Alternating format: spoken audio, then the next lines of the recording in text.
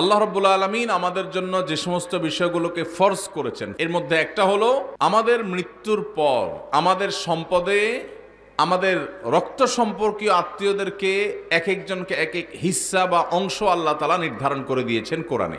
এই ফরজ বহু দাড়ি পাকা মুরব্বী আছেন, বহু সিজদা করতে করতে কপালে দাগ ফেলে দেওয়া মানুষ আছেন, বহু নফল রোজা ফরজ রোজা রাখা মানুষ আছেন, বহু দান সাদকা করা মানুষ আছেন, বহু হজ ওমরা নিয়মিত করা মানুষ আছেন যারা এই ফরজ আদায়ে গাফিলতি করেন, উদাসীনতা এবং অবহেলা করেন এবং তারা এই কারণে আল্লাহর খাতায় ফাসিক নাম তাদের উঠে গেছে। দুনিয়ার মানুষ তাদেরকে হাজী সাহেব বলে, গাজী সাহেব বলে, শেখ সাহেব বলে, মৌলানা সাহেব বলে, মুফতি সাহেব বলে, সভাপতি সাহেব বলে, সেক্রেটারি সাহেব বলে, অথচ এই সাহেব আল্লাহর খাতায় ফাসিক। কারণ সে তার বাবার সম্পদে, তার দাদার সম্পদে আল্লাহ তাআলা যাকে যতটুকু হিস্সা দিতে বলেছেন সেটাকে পাই পাই করে আল্লাহর নির্দেশ অনুযায়ী বন্টন করে নাই। সে নিজের খেয়াল খুশি মতো বন্টন করেছে, খেয়াল খুশি মতো ভাগ করেছে, খেয়াল খুশি মতো দখল করে নিয়েছে। আল্লাহর নির্ধারণের এই ফরজের সে মূল্য দেয় নাই। এই কারণে এই সমাজের বহু দাড়ি পাকা মানুষ জাহান্নামে যাবে। ভাইরা আমার, আমরা অনেকেই আছি থোক 10, 20, 50 হাজার টাকা মাহফিলে দিতে পারি। অনেকেই আছি মসজিদ মাদ্রাসা 20, 50 হাজার টাকা দান করতে আমাদের কোনো আপত্তি নাই। আপত্তি কোন জায়গায়? আপত্তি হইল আমার বাবা দুনিয়া থেকে চলে গেছেন, এখন বাবা যা রেখে গেছেন জমি জমা স্থাবর অস্থাবর সম্পদ, ব্যাংক ব্যালেন্স, টাকা পয়সা যা যা আছে এগুলো থেকে ভাগ করে কাকে দিতে হবে? আমার ওই বোনটাকে দিতে হবে, ভাইটাকে দিতে হবে, সবাইকে যার যারটা দিতে হবে। এটা দিতে আমাদের খুব কলিজা লাগে, আছে না নাই? দান করতে তার কোনো অসুবিধা নেই, কারণ দান তো 20, 50 হাজার করতেছে, কিন্তু বাবার সম্পদটা দিতে কার্পণ্য করে, গড়িমসি করে, আছে না নাই? এই সমাজে যদি আপনি এ ক্লাসের মুসলমান দেখতে চান, খাঁটি মুসলমান যদি দেখতে চান, আসল মুসলমান যদি দেখতে চান, যেই মুসলমান শুধু সহজ আমল করে না, কঠিন আমলগুলোকে বুক চিতিয়ে বুক উঁচু করে করতে চায়, সেই মানুষগুলো হলেন তারা যারা বাবা মায়ের সম্পদে বা নিজেদের রক্ত সম্পর্কীয় আত্মীয় স্বজনদের সম্পদে যার যতটুকু হিস্সা আছে, কোরআন আল্লাহ তাআলা যতটুকু যাকে দিতে বলেছেন তাকে হিসেব করে পাই পাই করে ততটুকু দেয়, বিন্দু মাত্র বেশ কম করে না। এই মানুষগুলো হলো এই সমাজের সবচেয়ে ক্রিম মুসলমান, সবচেয়ে এলিট, সবচেয়ে এ ক্লাসের, আপার ক্লাসের মুসলমান। আপনারা আপার ক্লাসের মুসলমান হওয়ার চেষ্টা করবেন ইনশাআল্লাহ। মুরব্বীরা যারা আছেন, বাবাজিরা ভালো আছে যারা আছেন, আপনাদের বলছি সন্তানদেরকে ওসিয়ত করে যাবেন, ইসলাম নিয়ে এসে সেখানে লিখবেন রীতিমতো যে আমি মারা গেলে আমার সম্পদে কোরআন হাদিস যেভাবে বলেছে তোমরা ভাই বোনরা ঠিক সেভাবে পাই পাই করে হিসাব করে ওইভাবে বন্টন করবা, খবরদার এর কম বেশ করবা না। এটা ওসিয়ত করে যাবেন সন্তানদেরকে। এরপরে যদি কোনো সন্তান কিছু সম্পদ মেরে দেয়, ভাই বোনদের বঞ্চিত করে, কিছু থোক দিয়া, লামসাম কিছু দিয়া তাদের কাছ থেকে দায় মুক্তির চেষ্টা করে, তাহলে ওই সন্তান দায়ী হবে। আর আপনি যদি জানেন আপনার মারা যাওয়ার পরে সন্তানরা এরকম সম্পদ নিয়ে তসরুপ করবে, 2 নম্বরই করবে, আর আপনি চুপচাপ চলে যান, তাদেরকে সতর্ক না করেন, তাহলে আপনিও আল্লাহর কাঠগড়ার আসামি হবেন। আর অনেক মুরব্বীরা আছেন যারা আপনাদের বোনদের সম্পদের হক দেন নাই, বাবার সম্পদ থেকে নিজেরা পাইছেন, বোনদেরকে দেন নাই, বোনদের সাথে চিটারি করছেন। কিভাবে চিটারি বলবো আমি? বাবার মৃত্যুর পর বোনদের দাওয়াত দিচ্ছেন, ভাগিনাদেরকে দাওয়াত দিচ্ছেন, দুলাভাইয়ের দাওয়াত দিচ্ছেন, আইনা ধুমসে একটা খাওন দিছেন, খাওয়ায়া নতুন নতুন বাজার থেকে শাড়ি টাড়ি আনছেন, আইনা বোনদেরকে শাড়ি, বাইগনাদের কাপড় চোপড়, দুলাভাইয়ের লুঙ্গি, যার যা মনে চাইছে দিছেন, ধুমসে খাওয়ায় টাওয়ায় এখন আলাপ উঠাইছেন। আগে খাওন দিয়েছেন পেটে, এরপরে আলাপ উঠাইছেন। কি আলাপ উঠেছেন, দেখো বোন, বাবা তো দুনিয়া থেকে চলে গেলেন, আল্লাহ তারা নিয়ে গেলেন, এখন জমি জমা গর্বিটা বাবার যেগুলো যেগুলো আছে শরীয়ত অনুযায়ী তো তোমাদেরও এখানে ভাগ আছে, কিন্তু বাবা যে সেই অসুস্থ হয়েছে ওই থেকে বাবার সব ট্রিটমেন্ট, ডাক্তার খরচ এগুলো সব তো আমারই করা লাগছে, তোমাদেরও মানুষ করা লাগছে, এখন এখানে তোমাদের ভাগ আছে সেটা তো আমি জানি, এখন এগুলা কি করা তোমরাই বলো, বল তোমাদের কোটে, বল তোমাদের কোটে। এটা হলো খুব সূক্ষ্ম চিটারি, এটার নাম হলো সূক্ষ্ম চিটারি। ডাকাতি, বাটপারির বিভিন্ন ধরন আছে, তো এটা এক প্রকারের বাটপারি। কেন বাটপারি বললাম?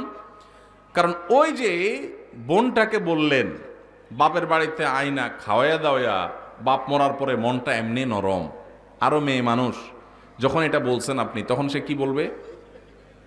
বলেন কি বলবে? বলবে থাক ভাই, আমার কোনো দায় দাবি নাই, আপনি তো কষ্ট মষ্ট করছেন, বাবার সব ডাক্তার কবিরাজ খরচ দিছেন, দেখাশোনা করছেন, থাক আমাদের দিতে হবে না, আপনি দোয়া করে দিয়েন। মনের ভিতরে ব্যথা চাপায়া মেয়ে মানুষ মাত্র খাওয়াইছে ভাইয়ে, এখন যদি মুখের উপরে যদি বলে ভাই কি খরচ বরচ হয়েছে সেগুলো সব কাইটা রাইখা বাকি যেগুলো থাকে এগুলোতে আমাদের কত হয় হিসাব নিকাশ করে দিয়ে দিয়েন, এইটা বললে ওই বোনের আর রক্ষা আছে? পুরো এলাকাতে বদনাম ছড়ানো হবে যে আমার বোন বাপটা মইরা সারে নাই, কবরে রাইখা সারি নাই, এখন সে ভাগ চাইতে আসছে। এবার আমরা শুরু করব তাকে দুর্বল জায়গায় আঘাত করে তাকে দুর্বল করার। এই রোগটা আমাদের সমাজে আছে না নাই? মুরব্বীরা বাবাজিরা যারা আছেন কান খাড়া করে শুনে রাখেন, লম্বা দাড়ি নিয়া, তসবি তালিল নিয়া, নামাজ রোজা নিয়া ওয়াজ শুনতে শুনতে কানটা ঝালাফালা করে গেছেন, 2 পয়সার কোনো লাভ হবে না। যদি বোনদের হক মেরে থাকেন, কিয়ামতের ময়দানে এই বোন দেখবেন দাঁড়ায় গেছে, 1 চুল পরিমাণ ছাড় হবে না।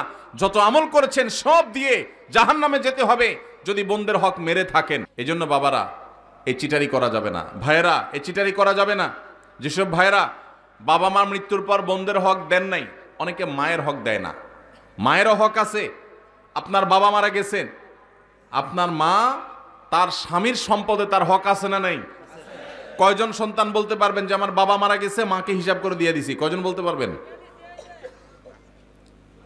এক ভাই হাত তুলছেন। আর আছেন যে মাকে হিসাব করে দিয়েছেন? আরেক ভাই হাত তুলছেন মাশাল্লাহ, আরেক ভাই হাত তুলছেন, 2-4 জন হাত তুলছেন মাশাল্লাহ। বেশিরভাগ মানুষ হাত তোলেন নাই। অনেকের হয়তো বাবা আল্লাহ তাআলা বাঁচায় রাখছেন, আরো বাঁচায় রাখুক, আমরা দোয়া করি। কিন্তু যদি দুনিয়া থেকে চলে যায় তাহলে ওলামা একরামের কাছ থেকে মাসআলা জেনে কোরআন যাকে যতটুকু দিয়েছে তাকে ততটুকু দিবেন তো ইনশাআল্লাহ? কারা কারা দিবেন? হাত তোলেন, হাত তোলেন, পাক্কা নিয়ত করে হাত তোলেন, আন্দাজে হাত তুলবেন না। সম্পদের লোভ করব না, বলেন সম্পদের লোভ। আল্লাহর দেওয়া বন্টন অনুযায়ী পাই পাই করে সবাইকে বুঝাই দেব ইনশাআল্লাহ। আল্লাহ আমাদের সব ভাইকে তৌফিক দান করুন। ভাই বরকতের মালিক কে? বরকত দেওয়ার মালিক কে? আল্লাহ। যদি বরকতের মালিক এটা বিশ্বাস করেন, তাহলে আপনার বাবার সম্পদে, মায়ের সম্পদে, ভাইয়ের সম্পদে, বোনের সম্পদে, আপনাদের পরস্পরের সম্পদে তার মৃত্যুর পর যার যতটুকু পাওনা আছে, আল্লাহ বলছে তাকে 1/3 দাও, আল্লাহ বলছে তাকে 50% দাও, আল্লাহ বলছেন কাকে এতটুকু দাও, আরেকজনকে এতটুকু দাও, যাকে যতটুকু দিতে বলেছেন তাকে ততটুকু যদি দিয়ে যান, আপনি ফকির হয়ে যাবেন, অভাবী হয়ে যাবেন, আপনার সব শেষ হয়ে যাবে। এটা কোনো মুসলমানের বিশ্বাস হতে, আল্লাহর নির্দেশ অনুযায়ী যার যতটুকু পাওনা যদি আমি দিয়ে দেই, আল্লাহ তাআলা আমাকে বরকত দিবেন না দিবেন না? আর আল্লাহ যখন বরকত দেন তখন অল্পতে অনেক হয়ে যায়, আর আল্লাহ যখন বরকত দেন না তখন পাহাড় পরিমাণ সম্পদ থাকলেও মানুষ অভাবী আর ভিখারি থাকে। ভাইরা আমার, আল্লাহ সম্পদও দিয়ে দেয়, আবার ক্যান্সারও দিয়ে দেয়, দেয় না? দেয় না? বরকত এবং কল্যাণ ভিন্ন জিনিস। এজন্য যুবক ভাইরা যারা আছেন তাদেরকে বলবো, নিয়ত করে নেন, ছোট লোকই করবেন না, নিচু চিন্তা করবেন না। যেসব ভাইরা মনে করেন যে বাবার জন্য আমি তো অনেক খরচ করছি, তাহলে আমি সব সম্পদ রেখে দিব, জি না। বাবার জন্য খরচ করা আপনার নৈতিক দায়িত্ব। আপনার যদি টাকা থাকে তার ট্রিটমেন্ট খরচ দাঁড়ানো আপনার দায়িত্ব। এর মানে এই না যে বাবার সম্পদ থেকে আপনি সেটা কাটাকাটি করবেন। হ্যাঁ, যদি এমন থাকে যে বাবার সম্পদ ক্যাশ টাকা আছে, সেটা দিয়ে ট্রিটমেন্ট করা যায়, তাহলে সেটা দিয়ে আপনি বাবার ট্রিটমেন্ট করেন, কোনো অসুবিধা নাই। বাবার যদি না থাকে আর আপনার থাকে, সন্তান হিসেবে আপনার উপরে ফরজ বাবার ভরণ পোষণ দেওয়া। অতএব সেটার জন্য ভিটা মাটি এগুলো সব রেখে দিবেন, এটা করা যাবে না। প্রয়োজনে সেগুলা জমজমা বিক্রি করে বাবার ট্রিটমেন্ট করবেন। এরপরে যেটা ঠিকবে সেটা বন্টন করবেন। বোনরা নিতে না চাইলেও জোর করে দিবেন, দিবেন তো ইনশাআল্লাহ? ফুফুদের হক, বোনদের হক, ভাইদের হক পাই পাই করে দিবেন। অনেক বড় ভাই আছে, চান্স পাইলে ছোট ভাইদের ল্যাং মারে ছেড়ে দেয়, নিজেরা সব দখল করে নেয়, আছে না নাই? আল্লাহকে ভয় করেন। এই ফরজটা অবহেলিত ফরজ, নামাজের ফরজ অনেকে আদায় করেন। আমার কাছে নালিশ আসে, অনেক ফ্যামিলির বিভিন্ন ভাইরা নালিশ নিয়ে আসেন, ভাইয়ে হক মেরে দিস, যে হক মারছে তার দাড়ি মাশাআল্লাহ একেবারে পেট পর্যন্ত চলে আসছে, কিন্তু হক মারতে তার বুকও কাঁপে নাই। এইরকম 2 নম্বর দাড়িওয়ালা মানুষ আছে না নাই? এই 2 নম্বর দাড়ি আল্লাহর কাছে অ্যাকসেপ্ট হবে। এখন আবার নতুন এক শয়তানি শুরু হয়েছে। সেটা হলো আল্লাহ রাব্বুল আলামিন বাবা মায়ের সম্পদে ছেলেদেরকে মেয়েদের দ্বিগুণ সম্পদ দিতে বলেছেন, ভাগ দিতে বলেছেন। মেয়েরা যদি টোটাল সম্পদের 10 টাকা পায় একজন মেয়ে, তাহলে একজন ছেলে পায় 20 টাকা।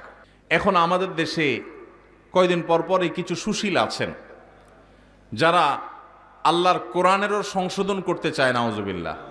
তারা দাবি তোলে যে সমান অধিকার দিতে হবে, এবং সমান অধিকার কথাটা শুনতে বেশ সুন্দরই শোনা যায়, ভালোই লাগে। আমরা অনেকে বিভ্রান্ত হয়ে যাই। তাই তো একই বাবার সন্তান হয়ে মেয়ে যদি 1 আনা পায়, ছেলে কেন 2 আনা পাবে? ছেলেও সন্তান, মেয়েও সন্তান, তাহলে মেয়ে 1 আনা পাবে, ছেলেও 1 আনা পাবে, এমন হওয়া দরকার। মেয়ে 1 আনা পাবে, ছেলে 2 আনা পাবে, এটা কেন? বাহ্যিকভাবে এটা মনে হয় বৈষম্য করেছে। ভাইরা আমার, আমরা সবাই জানি আল্লাহ রাব্বুল আলামিন যত ফ্যামিলির খরচ আছে, এসব খরচগুলো ছেলেদের উপরে বর্তাইছে না মেয়েদের উপরে বর্তাইছে? স্বামীর উপরে না স্ত্রীর উপরে? স্বামীর উপরে। কত রকমের খরচ? সব রকমের খরচ। বিয়ে করবে, মেয়ের বিয়ে হবে, বিয়ের খরচ কি মেয়ের জোগাড় করা লাগে? কার জোগাড় করা লাগে? বাপের বা ভাইয়ের। ছেলে বিয়ে করবে, খরচ জোগাড় করা লাগে কার? ছেলের নিজের। আরেকজন কয় বাবার। আপনার বাবা আপনার খরচ দিছে? কপালালা মানুষ, তাহলে ভালো বাপ পাইছেন আপনি। ভাইরা আমার, বিয়ের খরচ কে দেয়? ছেলেদের নিজেরা। বিয়ে করার সময় টাকা পয়সা জোগাড় করে বাজার সদাই করে বিয়ে শাদী করলো। শ্বশুরবাড়ি যাওয়ার সময় নতুন বউরে নিয়ে যখন শ্বশুরবাড়িতে যাচ্ছে, মিষ্টি মন্ডা কেনার পর বিলটা কি বয়ে দেওয়া লাগে না জামাই দেওয়া লাগে? তাহলে শ্বশুরবাড়ির মিষ্টির খরচও সে দিল। আবার শ্বশুরবাড়ি বেড়ায় যখন বাপের বাড়ি আসতেছে, এখন বাপের বাড়িতে আসার সময় আবার ফলমূল যা কিনছে টিনছে এগুলোর বিল কে দেওয়া লাগে? ছেলে। তাহলে নিজের বিয়ের খরচও নিজের, শ্বশুরবাড়ির মিষ্টির খরচও ছেলের, আবার বাপের বাড়ির ফলের খরচও তার, বাসা ভাড়াটাও তার, বাজার সদাই খরচও তার, নিজের খরচ তো তার আছেই, বউয়ের খরচটাও তার, ছেলে মেয়ের খরচটাও। তাহলে খরচের বেলা সে 16 আনা, আর পাওয়ার বেলায় মেয়ের চাইতে 1 আনা বেশি। এটাতে কি ছেলেরকে আল্লাহ তাআলা অনেক বেশি দিয়ে ভাষায় দিয়েছেন আর মেয়েদেরকে আল্লাহ তাআলা ঠকাইছেন? নাউজুবিল্লাহ, এরকম? তাহলে যে সমস্ত মাথা মোটা মানুষরা মনে করেন মেয়েদের প্রতি বৈষম্য হয়েছে, নাউজুবিল্লাহ, তারা মূলত একটা নির্দিষ্ট এজেন্ডা বাস্তবায়ন করতে চান। তারা এত গবেট না যে এই হিসেব বুঝবে না। খরচের বেলা ছেলে 16 আনা, আপনি একজনকে বাজারে পাঠায় বলছেন নাও 10 টাকা দিলাম, এটা আনবা ওইটা আনবা ওইটা আনবা, 4-5টা আইটেম বলে দিলেন, দিয়া বললেন 10 টাকা দিলাম। আরেকজনকে 5 টাকা দিয়ে বললেন তোমার কিছু আনা লাগবে না, যা খুশি করো, নিজে খাও, ফুর্তি করো। কি বলেন? 10 টাকা আলাকে বেশি দিছে না 5 টাকা আলাকে বেশি দিছে? এখন যদি বলে ভাই কেন বৈষম্য করলেন, আমাকে 5 টাকা দিলেন, ওনারে 10 টাকা দিলেন, সমান সমান দেয়া দরকার, এই দাবি কি যৌক্তিক না অযৌক্তিক? এই অযৌক্তিক দাবি বিভিন্ন সময় আমাদের সমাজে কিছু সুশীলরা, নামধারী কিছু সুশীলরা তারা তোলে। এরা কেন তোলে? আমি যদি বলছিলাম একটা দুর্বিসন্ধি আছে। সেই দুর্বিসন্ধিটা কি? আমাদের এই সাবকন্টিনেন্টে মুসলমান তো মুসলমান, আমাদের হিন্দু ভাইরা, খ্রিস্টান ভাইরা, বৌদ্ধ ভাইরা, এই অঞ্চলের সব ধর্মের মানুষদের একটা কমন কালচার আছে। সেটা কি? সেটা হলো পুরুষরা তারা বাহিরের জগৎটা দেখভাল করে, টাকা পয়সা কামাই করা, রুজি রোজগার করা, যা লাগে সব বাহিরের সব দেখে, বাজার সদাই সব দেখে। আর ভেতরের সাইডটা কে দেখে? মহিলারা দেখে। এটা হলো আমাদের সাবকন্টিনেন্টের ধর্মীয় এবং আমাদের সামাজিক কালচার। এবং এটা আমাদের কালচার বললে ভুল হবে, এটা মানব সভ্যতার শুরু থেকে চলে আসা একটা কালচার। পৃথিবীর অমুসলিম প্রধান দেশগুলো, বিশেষ করে পশ্চিম অঞ্চল, তারা এই কালচারটাকে পরিবর্তন করে ফেলেছে। তাদের সমাজে কি হয়? বাসা ভাড়া নিলে অর্ধেক খরচ জামাইয়ে দেয় আর অর্ধেক খরচ বয়ে দেয়।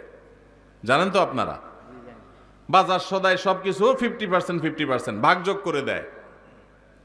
এখন এই যে মেয়েদেরকে সমান অধিকার দেওয়ার নাম করে বাবার সম্পদে ছেলেদের সমান দিতে যারা দাবি করছেন, তারা মূলত চান আমাদের এই সমাজটাও পশ্চিমা সমাজের মতো হয়ে যাক, অর্থাৎ মেয়েরা পাওয়ার বেলায় তারা অর্ধেক পাবে, ছেলের মতো সমান সমান পাবে, খরচের ক্ষেত্রেও তারা সমান সমান শেয়ার করবে। এই দিক থেকে তারা মনে করে যে বৈষম্য দূর হবে, সাম্য প্রতিষ্ঠা হবে। মূলত যেটা আসলে হবে, পশ্চিমাদের যেটা হয়েছে সেটা হলো এই পরিবার ব্যবস্থাপনাটা ভেঙে চুরমার হয়ে যাবে। এমনিতেই স্বামী স্ত্রীর মধ্যে সম্পর্ক দিন দিন যায় অবস্থা। এরপরে যদি বলেন যে বউরে বলেন ঠিক আছে বাসা ভাড়া তুমি অর্ধেক দাও, ছেলেদের খরচ অর্ধেক দাও, সব কিছু অর্ধেক দাও, তাহলে এবার কামড়া কামড়ি নিজেদের মধ্যে অশান্তির পরিমাণ বাড়বে না কমবে? এর প্রমাণ হলো পশ্চিমে যদি আপনি তাকান দেখবেন সেসব দেশগুলোতে বৈবাহিক সম্পর্ক এটা সোনার হরিণ হয়ে গেছে। স্বামী স্ত্রী বলতে যে একটা সুখের সংসার, এটা তাদের কাছে সোনার হরিণ হয়ে গেছে। পরিবার ব্যবস্থা ভেঙে ধ্বংস হয়ে গেছে। এখন সেটাকে এদেশে যারা আমদানি করতে চায় তারা এদেশের মানুষের শত্রু। আল্লাহর বিধান থেকে, কোরআন থেকে আমাদেরকে সরাতে চায়। আমাদের সংবিধানে, আমাদের আইনে কোরআনের তো অন্য কোনো কিছু নাই।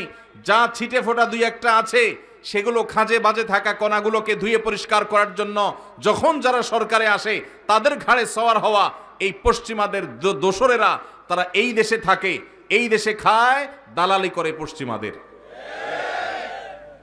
এদের ষড়যন্ত্রের ব্যাপারে আমাদের সতর্ক থাকতে হবে, সাবধান থাকতে হবে। আমাদের অবশ্যই বোনরা, মেয়েরা নানাভাবে নিগৃহীত, তাদের সপক্ষে আমাদের কথা বলতে হবে, কিন্তু তার জন্য আল্লাহর আইন, আল্লাহর বিধানকে পরিবর্তন করার কোনো প্রয়োজন নাই। তাহলে কি করতে হবে? দেখুন, আমাদের সমাজে এটা ঠিক যে অনেক স্বামীরা নিজেরা ইনকাম করে বলে স্ত্রীদের খোঁটা দেয়, কথার তলে রাখে, কথা শোনাতে থাকে, কষ্ট দেয়, এবং কথায় কথায় তাদেরকে এই যে উপায় উপার্জন করে, টাকা পয়সা নিয়ে আসে, বাজার সদাই করে, এগুলোর তুলনা দেয়। এই যে ছোট লোকিগুলো পুরুষরা করে, সেগুলো বন্ধ করতে হবে। সেগুলো বন্ধ করার জন্য মেয়েদেরকেও আপনি বের করে দিবেন, চাকরি করাবেন, অথবা তাদেরকে সম্পদের ভাগ দিবেন, তাতে বন্ধ হয়ে যাবে। এটা আমরা সঠিক মনে করি না। তাহলে কি করতে হবে? তাহলে নারীদের প্রতি নিগ্রহের রাস্তাগুলো বন্ধ করতে হবে। শরীয়ত যতটুকু দিতে বলেছে ততটুকু যদি নারীকে দেওয়া হয়, নারী কখনো স্বামীর উপরে শতভাগ ডিপেন্ডেন্ট হবে না। স্বামী জুলুম করলেও তার জুলুম স্বীকার করতে, জুলুম মেনে নিতে বাধ্য হবে না, যদি স্বামী মহরটা ঠিক মতো দেয়, বাবার সম্পদের পাওনাটা ঠিক মতো পায়, মায়ের সম্পদের পাওনাটা ঠিক মতো পায়, সব জায়গা থেকে তাদের যে পাওনা আছে এই পাওনাটা যদি তারা ঠিক মতো পায়, তাহলে তাদের প্রতি নিষ্পেষণ জুলুমের রাস্তা বন্ধ হয়ে যাবে। আল্লাহ রাব্বুল আলামিন মেয়েকে মহরের মাধ্যমে স্বামী থেকে পাওয়ার রাস্তা রেখেছেন। আবার স্বামী মারা গেলে সেই সম্পদ থেকে ভাগ পায়, ছেলে মারা গেলে সেখান থেকে, ছেলে মেয়ে মারা গেলে সেখান থেকে পায়, আবার বাবার সম্পদ থেকে পায়, মায়ের সম্পদ থেকে পায়, সব জায়গা থেকে পায়। খরচের বেলা তাকে একেবারে জিরো রেখেছে। এটা মেয়েদের প্রতি বৈষম্য না, এটা মেয়েদের প্রতি বরং এহসান। আজকের এই বস্তা পচা সস্তা চিন্তাধারা যারা লালন করছে, তারা সমতার কথা বলে, ইসলাম সমতার কথা বলে না। তাহলে কিসের কথা বলে? ইসলাম ন্যায্যতার কথা বলে। কিসের কথা বলে? সমতা এক জিনিস, ন্যায্যতা আরেক জিনিস। সব সময় সমতা ইনসাফ প্রতিষ্ঠা করে না, কিন্তু ন্যায্যতা সব সময় ইনসাফ প্রতিষ্ঠা করে। কিভাবে? ছোট ছোট কয়েকটা উদাহরণ নেন। আপনার একটা ছেলে আছে, একটা মেয়ে আছে। ছেলেটার বয়স মনে করেন 15, মেয়েটার বয়স ধরেন 12। ছেলেটার জ্বর হয়েছে 103, ডাক্তার বলছে নাপা খাওয়াইতে, বাজার থেকে এক পাতা নাপা কিনে আনছেন, আইনা ভাত টাত খাওয়াইয়া ছেলেকে নাপা খাইতে দিছেন, ছেলে নাপা খাইছে। এখন মেয়ের কিন্তু জ্বর টর কিচ্ছু নাই। হঠাৎ করে আপনার মাথায় ভূত চাপলো, আমাদেরকে তো সমতা প্রতিষ্ঠা করতে হবে। তাহলে আমার সন্তান, ছেলেও আমার সন্তান, মেয়েও আমার সন্তান, একটারে নাপা খাওয়াইলাম, আরেকটাকে খাওয়াইলাম না, এটা তো জুলুম হইল। এই জন্য মেয়েরে বলছেন হা কর, হা কর, হা করাই আপনার সুস্থ সবল মেয়েটারে আপনি নাপা খাওয়াই দিলেন। সমতা এখানে হয়েছে না হয় নাই? কি হয় নাই? ওয়াজ কি বুঝে শুনে কথা বলেন, না বুঝে জবাব দেন। সমতা হয়েছে না হয় নাই ভাই? সমতা হয় নাই? ছেলেরও একটা নাপাকা হয়েছে, মেয়ের একটা নাপাকা হয়েছে, সমতা হয়েছে না? কিন্তু ইনসাফ কি হইল? ইনসাফ কি হইল? জুলুম হয় নাই? সুস্থ মানুষকে নাপাকা হয়ে কিডনি নষ্ট করার কাম হয় নাই? ভাইরা আমার, ইসলাম সমতার কথা বলে না। সমতা বললে শুনতে খুব মুখরোচক শোনা যায়, সব জায়গায় সমতা হলে ভালো হয় না। ন্যায্যতাটা সবসময় ভালো হয়। আল্লাহ ন্যায্য দিতে বলেছেন, ন্যায্য যার যতটুকু দরকার।